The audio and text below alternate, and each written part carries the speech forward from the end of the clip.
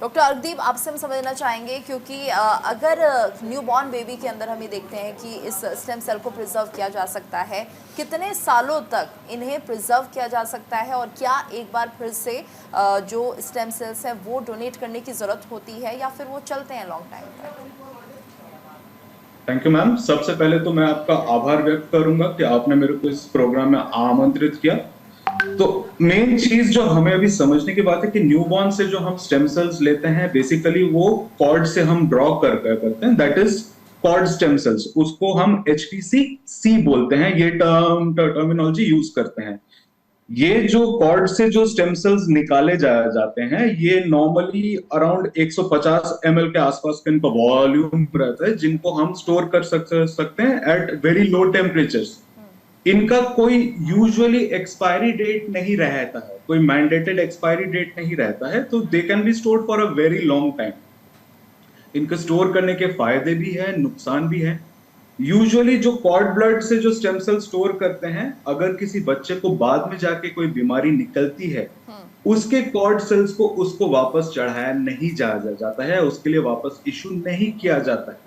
Cord blood से जो stem cells निकलते हैं उनका यूजुअली डोज सफिशिएंट नहीं रहता है। अगर आप सिंगल कॉर्ड ब्लड की बात करें तो 2 से 3 कॉर्ड ब्लड को यूजुअली पूल करके पेशेंट को दिया जाता है, वो भी कंसेंट लेने के बाद। दूसरा जो सवाल आपका था कि क्या हम एडल्ट स्टेम सेल्स कलेक्ट कर सकते हैं, तो जी हाँ, बिल्कुल। आज के डेट में सबसे कॉमन तरीका जो स्टेम सेल कलेक्ट करने का है वो इधर एचपीसी ए है या एचपीसी एम है। तो एचपीसी ए जो रहता है वो रहता है कि जैसे सर ने कहा, पेरिफेरल ब्लड के थ्रू जो हम स्टेम सेल निकालते हैं, तो हम क्या करते हैं, जो या तो एलोजेनिक रहता है जिसमें दूसरा डोनर पेशेंट के लिए डोनेट करता है, या तो ऑटोलोगस रहता है जिसमें पेशेंट खुद अपने स्टेम सेल्स अपने फ्यूचर ट्रीटमेंट के लिए डोनेट करता है। जैसे फॉर एग्जांपल इसमें एक मेडिकेशन दिया जाता है पेशेंट को, जिसके चलते उनके बोन मैरो से स्टेम सेल्स मोबिलाइज होके खून में आ जाते हैं, एंड खून को हम प्रोसेस करके स्टेम सेल्स निकाल सकते हैं। आज के डेट में ये प्रोसीजर कॉर्ड ब्लड प्रोसीजर से बहुत ज्यादा कॉमन है। अब अगर खून से हम नहीं निकाल सकते तो लास्ट रिजॉर्ट रहता है कि हम मैरो से डायरेक्टली स्टेम सेल्स निकालते हैं।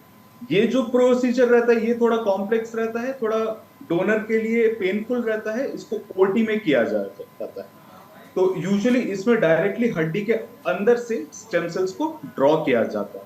पर जो सबसे कॉमनली यूज्ड प्रोसीजर है आज के डेट में, जो ट्रीटमेंट में इस्तेमाल हो रहा है, अब स्टेम सेल ट्रीटमेंट मेनली आज के डेट में ब्लड डिजीजेस के लिए इस्तेमाल होता है, और कुछ सॉलिड ऑर्गन ट्यूमर्स के लिए इस्तेमाल किया जाता है, बेसिकली मैरो को रीस्टार्ट करने के लिए। तो वो हम एचपीसी ए करते हैं, जो हम स्टेम सेल्स एफेरेसिस प्रोसीजर एक तरीका रहता है, उसके थ्रू हम कलेक्ट करते हैं पेरिफेरल ब्लड से।